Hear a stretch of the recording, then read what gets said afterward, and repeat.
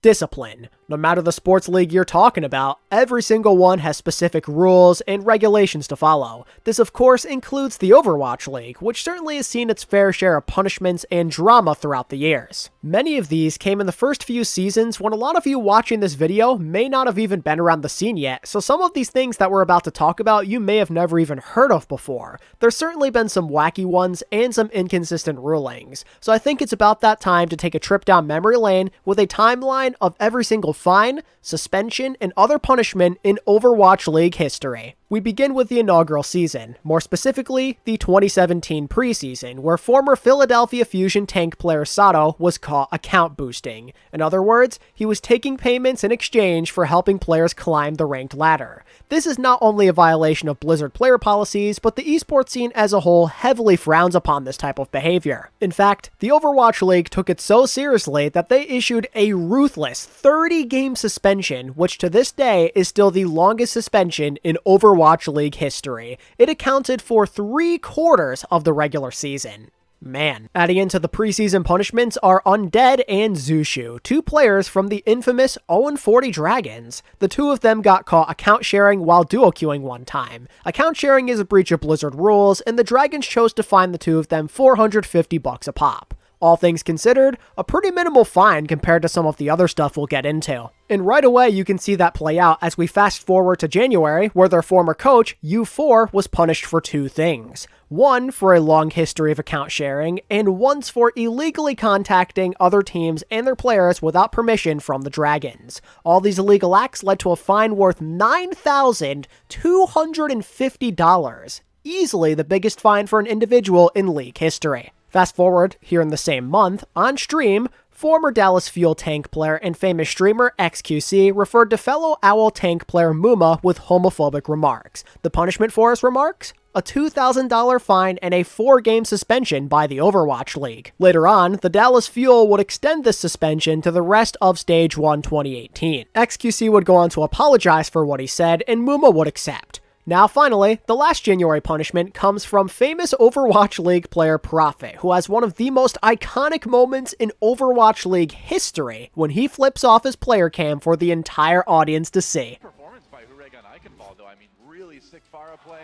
Prophet, whoa! Whoa, I did not see that one coming from Prophet. The league fined Prophet $1,000 for the poorly timed action, and that was that. While it's obvious why he had to get fined, most fans see it as funny more than anything else, as it's one of the best memes and iconic moments in league history. March 2018. Oh boy, we got a lot of them. Buckle in. First, we have XQC once again hitting the headlines by using the tryhard emote on an official broadcast while former broadcast talent Malik was on screen. The league saw it as racially disparaging, resulting in a $4,000 fine and another 4-game suspension. Later that same month though, with all the drama piling up, the Dallas Fuel decided to release XQC from their roster once and for all. On the same day as the XQC punishment, Taimu also got punished for using the F-word homophobic slur to many of his teammates on stream. The result was a $1,000 fine, and that was it. Still on the same day, the Overwatch League busted out yet another punishment as former Valiant and Gladiators DPS player Silkthread gets caught account sharing, which again is a violation of Blizzard player policies. The result? A $1,000 fine. Ending the absolute barrage of punishments dished out on March 9th, 2018, former Houston Outlaws coach Tyrong retweeted a meme of the Hiroshima and Nagasaki atomic bombings. Tyrong was not aware of the image's true meaning and deleted it almost immediately, but with the damage already done, he got a $1,000 fine. However, the fine ended up being less than what it could have been thanks to Tyrong, who donated to the Hiroshima Peace Culture Foundation after posting the meme. OG, new tank player for the Dallas Fuel, gets caught taking part in account boosting in 2017. But unlike Sato, OG only faced a 4-game suspension for what he did. Is the ruling on boosting inconsistent, or is there a bigger picture missing here? Fast forward to April, former Fusion DPS player EQO makes a slanted eyes gesture on stream. The racially insensitive action resulted in a 3-game suspension from the league and a $1,000 fine. But the Fusion also stepped in to make this punishment even more extreme. They added in an extra $2,000 of their own and revoked his streaming rights for 2 whole months. Oh, and EQO also donated $3,000 to charity on top of that. One gesture costed this man $5,000. That's a pretty big yikes. Speaking of big yikes, it's probably worth mentioning Dream Casper as well. I'll spare you all the details since it's relatively well covered and a sensitive topic, but Casper was accused of sexual misconduct with minors. If you want to know more, then look it up for yourself. Anyway, at first the Overwatch League indefinitely suspended him after hearing about the allegations, but just one day later, after doing some of the investigations, the Boston Uprising terminated his contract and the league has now banned him from all Blizzard events. So, basically, Casper's entire professional career burned to the ground as he took part in one of the most disturbing allegations this league will ever face. On to 2019, where we start with a ton of preseason punishments. Former players Apply and Color Hex, as well as current Shock player Violet, all get suspended 2 games each for account boosting. Then you have Crystal, who got only suspended 1 game for whatever the reason, but also for account boosting. Then you have the former Charge support player Rise, who got hit with a $1,000 fine for account sharing. Next is Neko, with a 3-game suspension for not only selling accounts, but also purposely obstructing the league's investigation on him.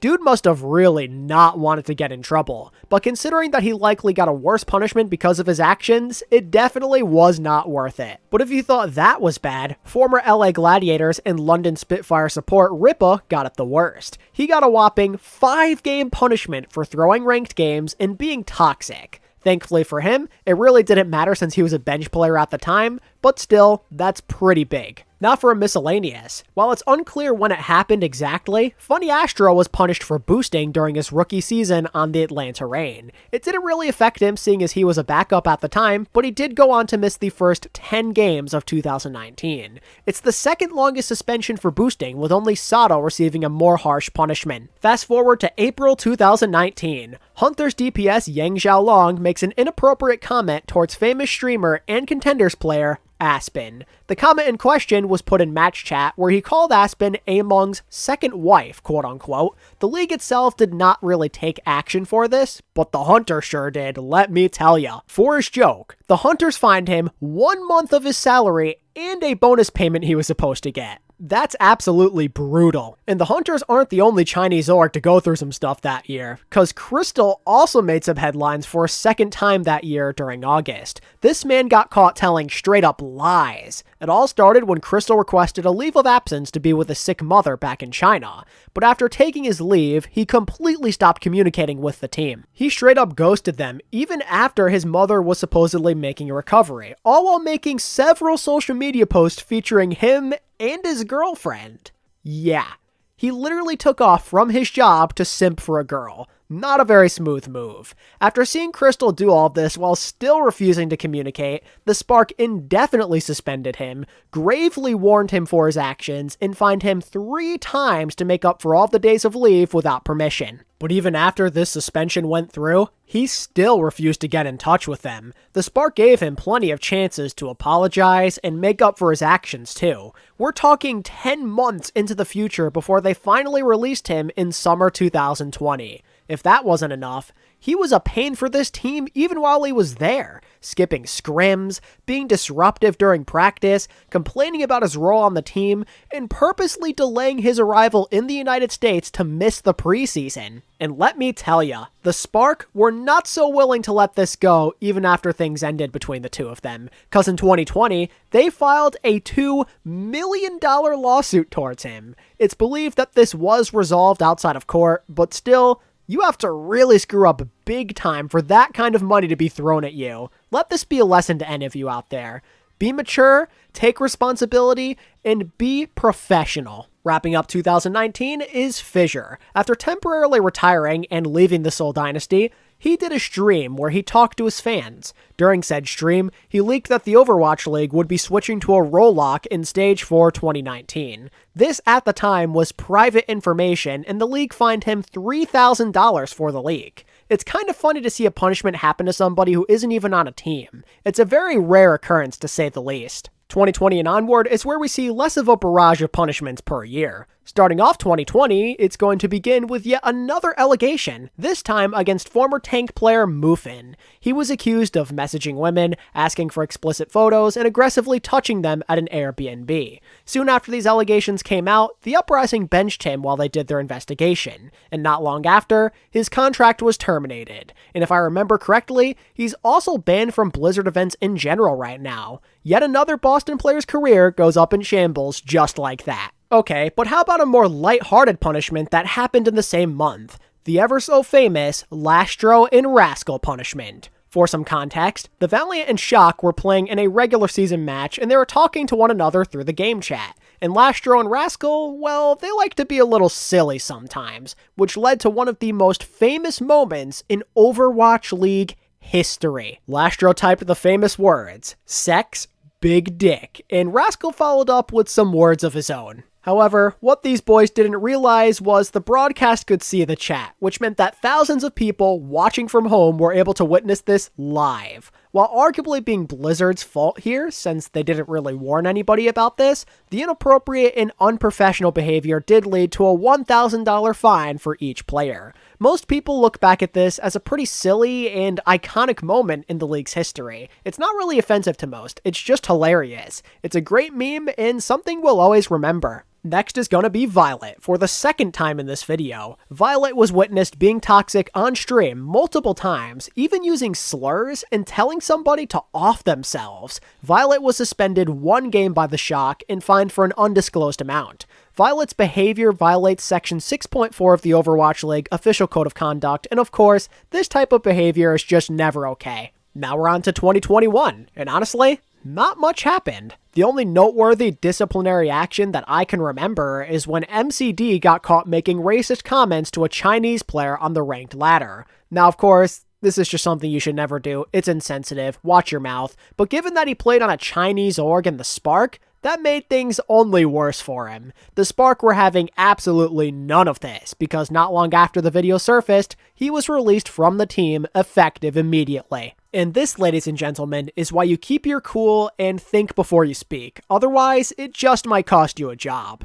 And finally, as we reach the end of this video in 2022, there really was no notable punishments that happened. Although, it's definitely at least worth giving a shout to the time that Reiner, Kaluge, and Lastro were caught throwing up the middle finger during the mid-season madness. All of this was in fact caught on camera, but last I checked, there was no official record of disciplinary action being taken. There is a chance that they could have gotten fined behind the scenes, but it doesn't seem like it, at least from my point of view. If anybody knows for sure if they did or did not, let me know in the comments below. Well, that's essentially a basic timeline of every disciplinary action that has taken place in the Overwatch League so far. If you enjoyed this type of fun fact video, and you maybe want more like it in the future, give this video a big fat thumbs up and subscribe to the channel if you're new, and let me know your favorite moment in the comments below. And as always, thank you all so much for watching this video. I always appreciate your support, and until next time, this is ATP, signing out.